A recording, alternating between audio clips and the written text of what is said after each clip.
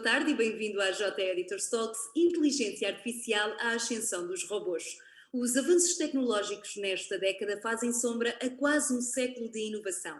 A tecnologia e a inteligência artificial assumem cada vez mais papéis centrais nos nossos negócios, na nossa vida cotidiana e até no nosso lazer. Em particular, a área da robótica revela-se uma peça-chave da construção do futuro.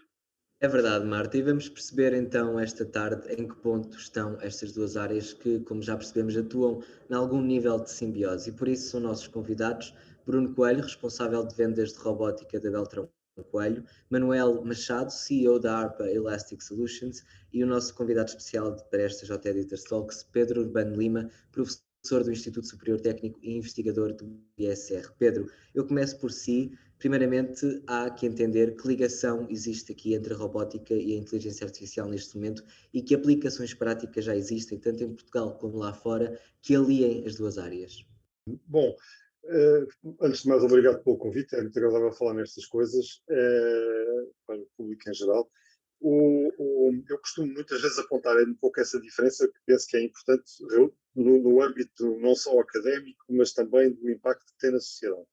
Porque o que acontece é que ouve-se muito falar neste momento em inteligência artificial e sobretudo por causa da aprendizagem automática, portanto do machine learning, e é verdade que de facto é uma área que está em grande desenvolvimento.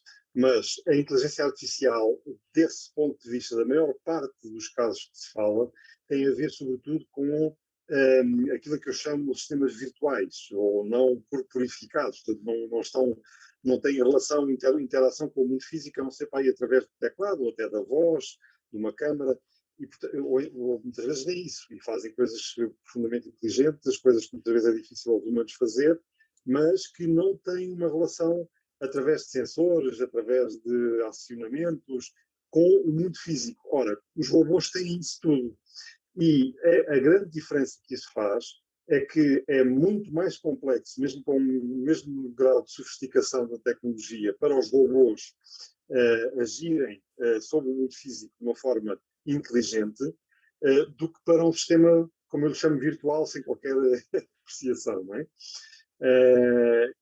Portanto, isso também significa que os robôs vão levar mais tempo a ter um impacto, seja ele positivo, seja ele menos positivo, na sociedade do que os outros sistemas, inclusive, já têm.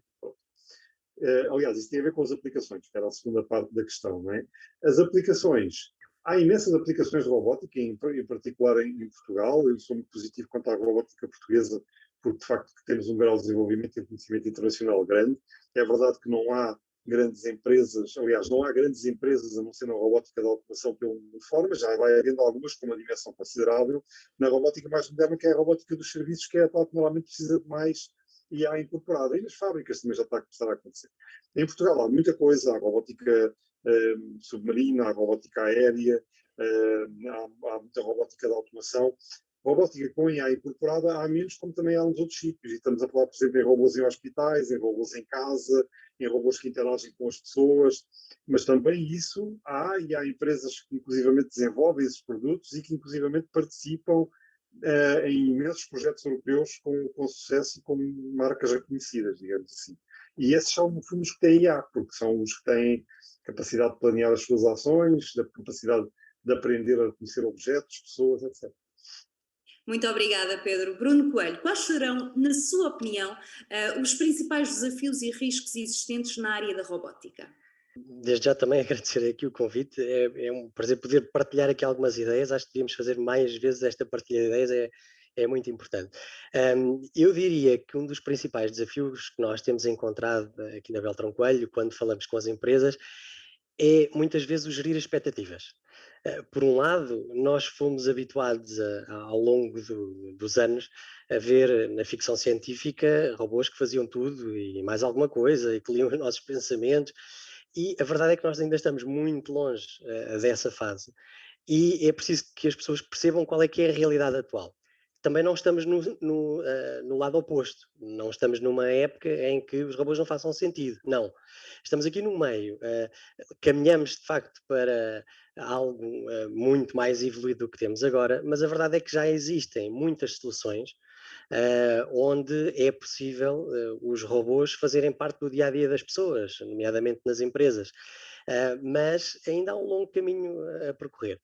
Nós sentimos que ainda estamos aqui a passar por uma época de muita evangelização, se quiser chamar assim, do que é possível os robôs fazerem, como é que os robôs podem ajudar as empresas, e essa expectativa, ajustar aquilo que é o que gostaríamos que fosse no futuro, mas o que temos na verdade agora, isso é um desafio que nós temos encontrado. E depois também encontrar pessoas com as skills necessárias para colocarem as mãos na massa, ou seja, um robô não serve de nada se for só ali um pedaço de hardware que tem um tablet incorporado.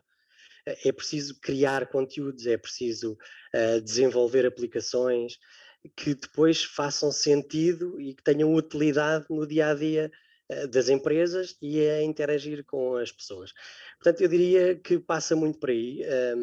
O caminho é mesmo este, é trabalhoso, mas não há outro caminho. É para aqui que vamos, não temos dúvidas que rapidamente os robôs farão parte do dia a dia de uma forma mais geral.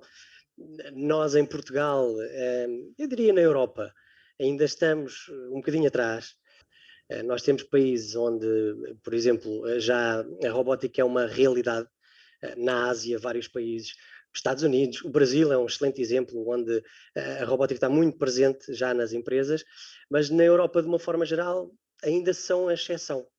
Daí que temos aqui um longo caminho a percorrer pela frente. Este talvez seja o principal desafio. Muito obrigado, Bruno Coelho. Manuel Machado, pode então a robótica e aqui a inteligência artificial condicionar o futuro das empresas e da economia nacional? O Bruno Coelho acaba de dar o exemplo do Brasil, ou pode aqui ser, pelo contrário, a salvação de algumas indústrias? Será aqui uma questão de perspectiva? Antes de mais, boa tarde a todos também. Acima de tudo, eu acho que a evolução é inevitável, sempre foi ao longo da nossa vida, não é? E ao longo da vida dos nossos antepassados, portanto, eu gosto muito de tentar que a incorporação dessa inevitabilidade seja uma realidade, e gosto pouco também de ou é tudo ou é nada. Portanto, isto vai ser garantidamente alguma coisa no meio, não é? Onde eu acho que efetivamente a escola, e digo escola e não digo academia, porque não estou a falar só das universidades, não é? Estou a falar da escola em geral, do ensino em geral, vai ter um papel fundamental, efetivamente, assim como as empresas e as pessoas também. Portanto, eu diria que é deste trinómio de coisas que vamos assistir aqui a uma evolução que vai ser inevitável, ok? Eu, contrariamente ao professor Pedro Lima, estou mais do lado do soft e não do hard, ou seja, sou uma pessoa do software e não do hardware. Portanto, os meus robôs, os robôs com que eu lido e com que a ARPA lida, são robôs de software, portanto, são programas de computador. E nessa perspectiva, como o professor também estava a referir, são muito mais fáceis de evoluir, e a evolução tem sido significativa. De qualquer maneira, não queria deixar aqui uma nota para terminar a minha resposta a esta primeira pergunta. Portanto, eu acho que está na moda usar o termo inteligência artificial. Na minha perspectiva pessoal, não existe ainda uma verdadeira inteligência artificial. Aquilo que existem é um conjunto de ferramentas que automatizam ou que se propõem a automatizar algumas das coisas que hoje fazemos, sejam elas virtuais ou físicas, ok? E portanto acho que essa nota é de alguma forma relevante, porque estamos muito longe de ter um ser que pensa e que decide e etc, como se fosse um humano, ok? Pedro Urbano Lima, a União Europeia apresentou recentemente a primeira diretiva comunitária direcionada para a área da inteligência artificial. Eu pergunto-lhe se devia a robótica estar incluída na mesma, uma vez que são áreas complementares. A robótica está incluída. Costuma haver aqui uma discussão, houve na preparação até do novo programa quadro, de se a robótica deveria estar incluída, se deveria ter uma interseção, se era a robótica que devia incluir a IA, também era uma possibilidade. De alguma forma, a inteligência artificial ganhou, porque ficou como um bloco dentro do qual está a robótica. O que acontece é que todas as preocupações, vamos ver, a robótica tem aspectos que não envolvem necessariamente inteligência artificial, e não é um defeito, é uma característica, porque eu posso querer um robô que voa bem, com toda a segurança e robustez, e que não tem necessariamente capacidade de determinar o que é que vai fazer a seguir, a não ser aquilo para que for programado, não é? Pronto, isso já por si é um avanço tecnológico. E aí também tem que ter cuidados e tem que ter uma série de regras e implementações. Mas quando temos a robótica à qual se alia algum tipo de inteligência, com toda a discussão que possa haver sobre se é inteligência ou não, em parte se também estamos de acordo, não sei se completamente, mas aí vem outro tipo de preocupações éticas, preocupações legais, que a Europa tentou, de facto, pôr em cima da mesa o seu AI Act e que englobam, porque de facto, como eu disse, para a Europa a robótica está englobada, englobam os dispositivos robóticos dotados de alguma inteligência. Por exemplo, se quisermos pensar em veículos autónomos, já que é talvez o artefacto mais popular neste momento e toda a gente já ouviu falar, há uma série de normas que vão ser postas em cima da mesa porque eles têm características específicas, mas também não é preciso ir mais longe do que isto, eles têm que cumprir o código da estrada, no mínimo, não é? E isso não é trivial e já revela alguma capacidade de inteligência para um veículo que o consiga fazer e tem que o fazer. Só uma notinha muito rápida para terminar.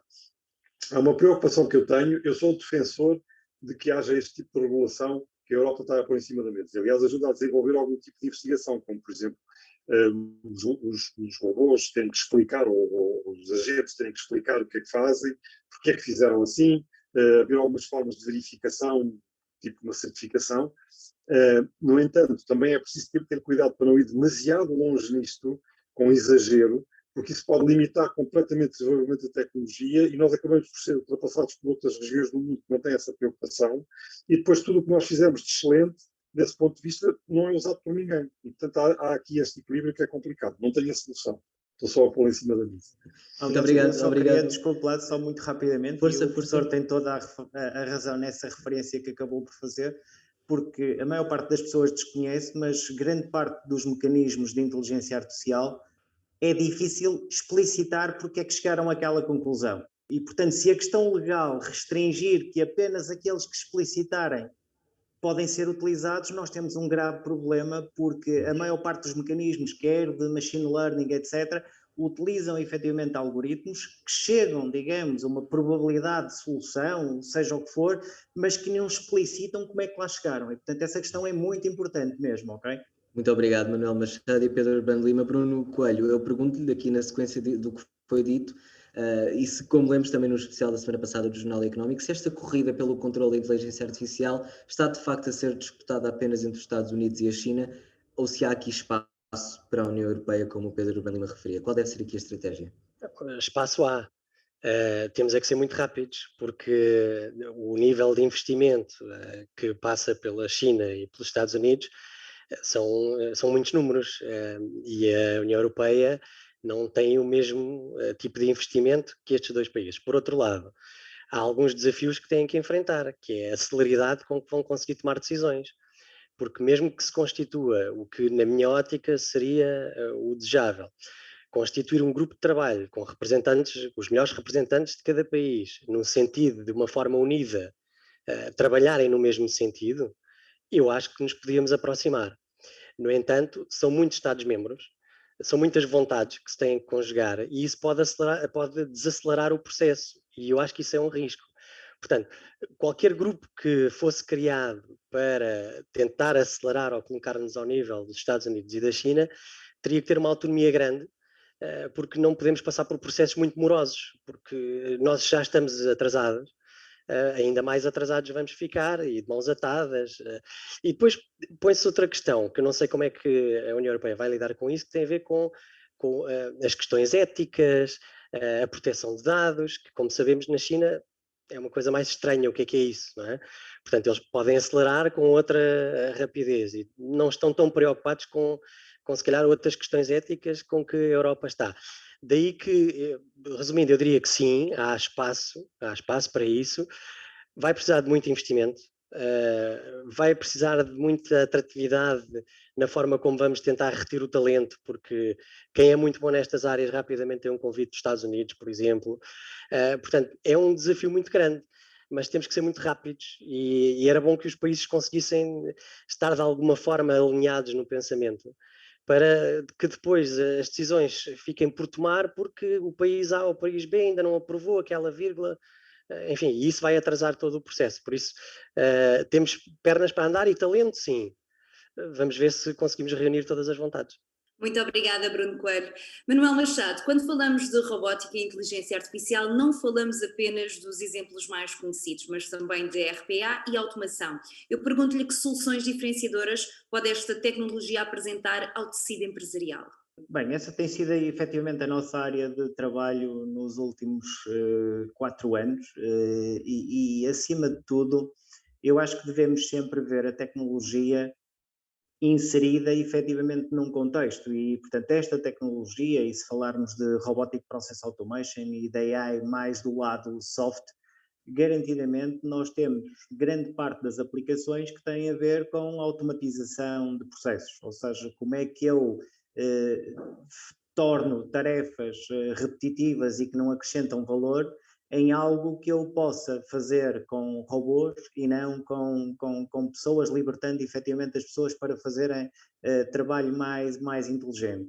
Nós estamos a falar de uma tecnologia que tem uma grande vantagem relativamente às tecnologias existentes e que as pode complementar de uma forma muito interessante. Primeiro, porque não é uma tecnologia invasiva, ou seja, é uma tecnologia que trabalha em cima das aplicações que já existem dentro das organizações, portanto, fazendo com que não exista necessidade nenhuma de nada de muito especial do lado do IT e das infraestruturas que existem nas organizações. E depois, porque efetivamente é muito interessante de perceber que quase todas as organizações conseguem identificar muito facilmente um conjunto de processos e tarefas administrativas que efetivamente poderiam ser, digamos, outro tipo de mecanismos automáticos e não as pessoas a realizar, quer fazendo de forma muito mais rápida, quer fazendo com muito mais qualidade portanto, essas questões são importantes, as empresas têm que evoluir, como dizia, é inevitável que esta evolução, digamos, exista, com a grande vantagem de que normalmente a implementação de projetos utilizando este tipo de tecnologias permite retornos de investimento inferiores a 9 meses, pela nossa experiência prática de implementação, o que é bastante interessante. Da mesma forma que os tempos de implementação desta tecnologia, ou seja, desde que eu começo um projeto até que começo a ter resultados visíveis deste projeto, eu consigo muitas das vezes ter resultados visíveis em menos de um mês, o que é efetivamente muito interessante para a maior parte das empresas. Para finalizar, e falando, digamos, muito abertamente da utilização desta tecnologia, não devemos, e utilizando aqui alguma terminologia mais utilizada, digamos, pelas pessoas mais técnicas, não devemos comprar dívida técnica ao utilizar esta tecnologia. Ou seja, o que é que eu quero dizer? Devemos efetivamente utilizar o Robotic Process Automation e a inteligência artificial para aquilo que é interessante utilizar dentro do ecossistema da organização onde estamos a utilizar. E, portanto, não devemos utilizar este tipo de tecnologia por achar que ela vai resolver todos os problemas e que pode ser utilizada em todos os contextos, ok?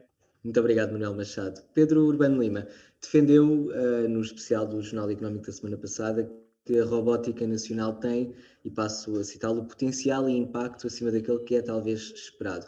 Falou-nos que esta deve ser utilizada para promover o lazer, a qualidade de vida e até a subida dos rendimentos. Eu gostava de lhe perguntar, muito rapidamente, como é que responderia, ou como é que responde neste caso, aos céticos que veem nesta tecnologia se calhar um risco para os seus locais de trabalho? Pronto, eu tendo a ser positivo relativamente à tecnologia, ou seja, de formação profissional, mas também não de uma forma cega. Ou seja, o que me parece, como aliás já aqui foi falado, é que a tecnologia tende sempre a trazer progresso e vantagens, ainda que traga junto sempre, e em especial muitas vezes no início, quando é introduzida, alguns problemas. Eu também costumo dar como exemplo que quando os comboios apareceram havia pessoas que tinham receio de andar de comboio porque achavam que fazia mal à saúde. E se pensarmos, por exemplo, nos aviões, se calhar de facto somos sujeitos a acelerações que não fazem a melhor coisa da vida para a nossa saúde, mas esse problema é incomparável com todas as vantagens que daí advieram. Né? No caso dos robôs, há robôs hoje em dia que são capazes de ajudar. Olhem, por exemplo, não é certamente o impacto na vida das pessoas no imediato, poderá ser no futuro, são capazes de estender o nosso alcance e explorar planetas distantes, não é? Há robôs que são utilizados já com alguma rotina para ajudar a limpar as casas, a aspirar, nomeadamente, corta-relvas, nos hospitais. Por exemplo, no hospital, as pessoas pensam, mas o robô vai substituir os médicos, não há aquele calor humano. Não, depende se o robô o que for fazer é transportar coisas de um lado para o outro e libertar os médicos para terem mais tempo para estar com os doentes, Ou higienizar. o pessoal médico, ou higienizar, que neste momento, por exemplo, foi uma questão que se pôs com a Covid, desse ponto de vista só trazem vantagens.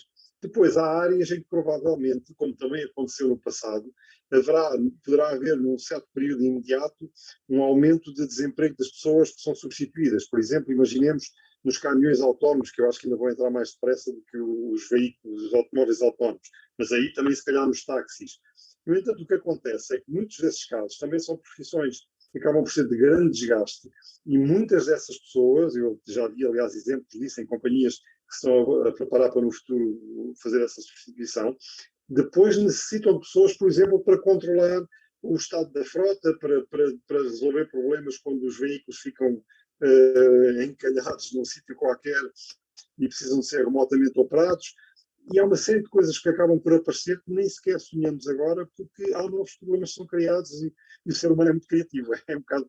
Só uma última observação rápida, até porque fazia parte da pergunta.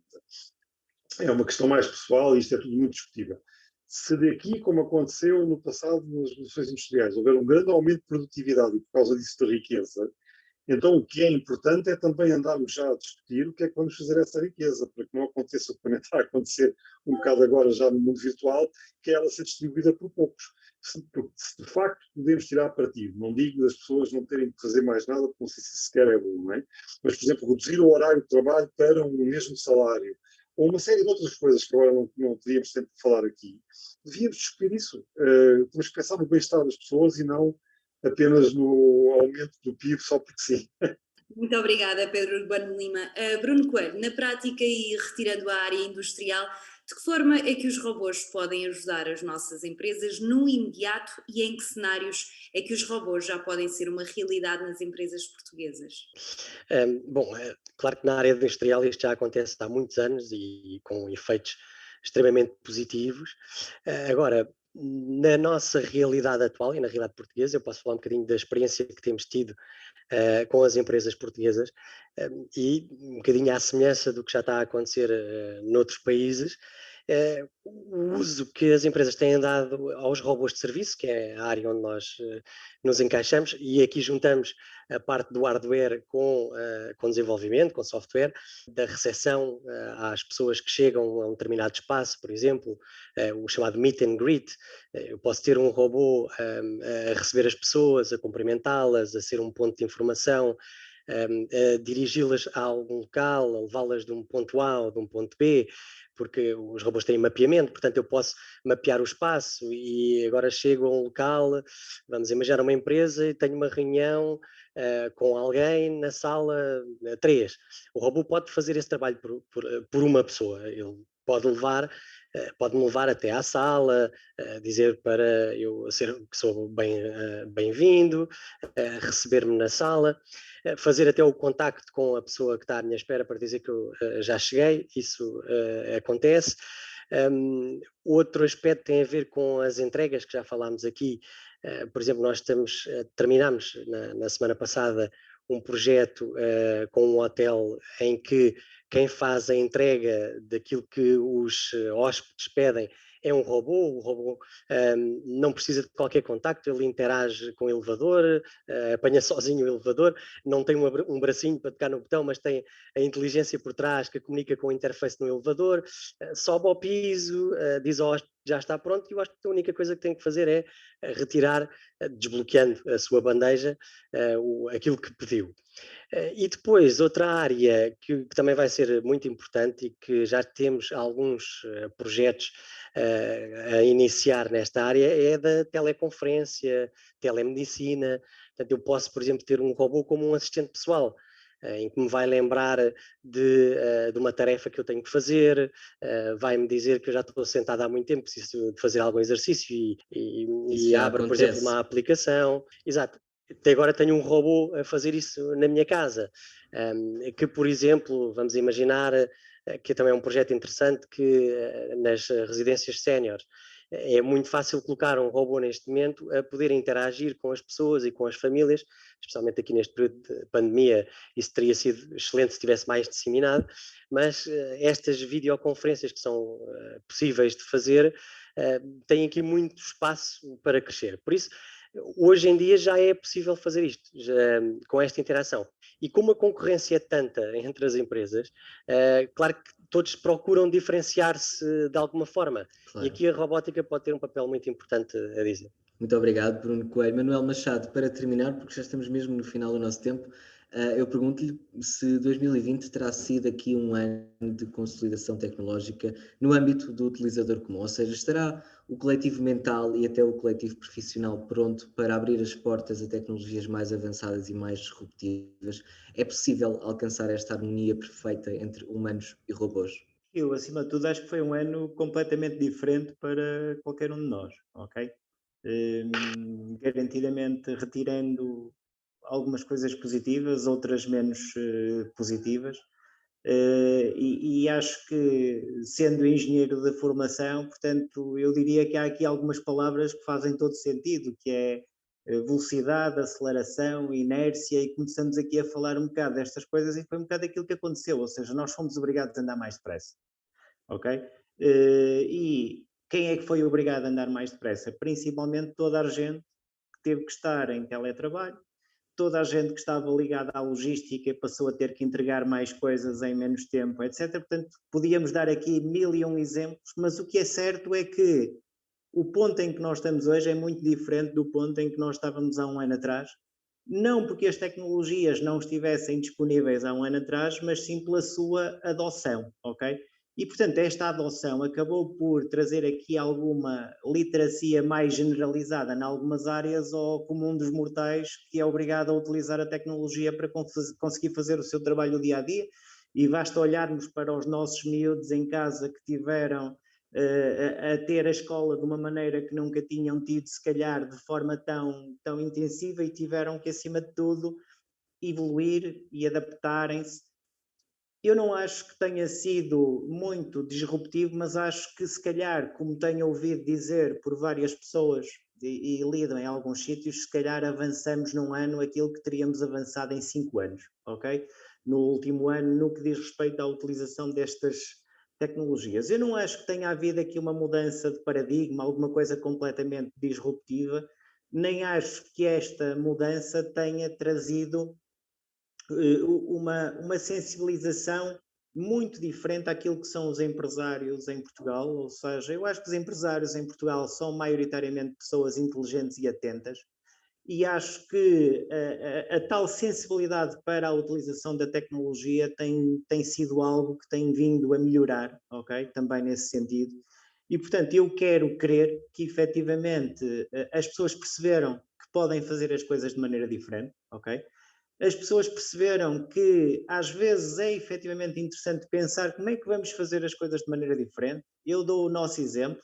Nós somos uma empresa de tecnologia, já trabalhamos maioritariamente com os nossos clientes de forma remota, ok? Mas o que é certo é que desde março de 2020 eu fui menos de 30 dias ao escritório, ok?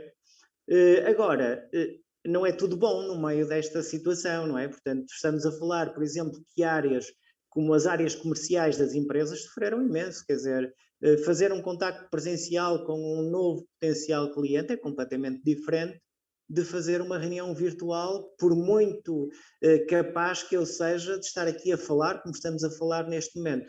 E, portanto, aquilo que eu acho que vai acontecer é esta fase trouxe-nos aqui ainda uma maior sensibilização para esta questão da tecnologia.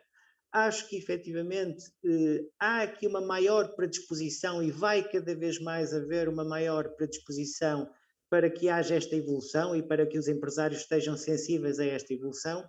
Agora também não nos podemos esquecer do outro reverso da medalha, é que esta equação é cada vez mais complexa, porque eu tenho cada vez mais aplicações, mais soluções, mais formas diferentes de resolver o mesmo problema e fazer uma escolha por uma solução é cada vez mais complexo. Portanto, o mundo está cada vez mais complexo também. Epá, mas acredito que nós, como seres humanos que temos nos adaptado ao longo do tempo, vamos continuar a ser fruto e a aproveitar, digamos, estas mudanças para nos adaptarmos e conseguir fazer mais com menos, ok?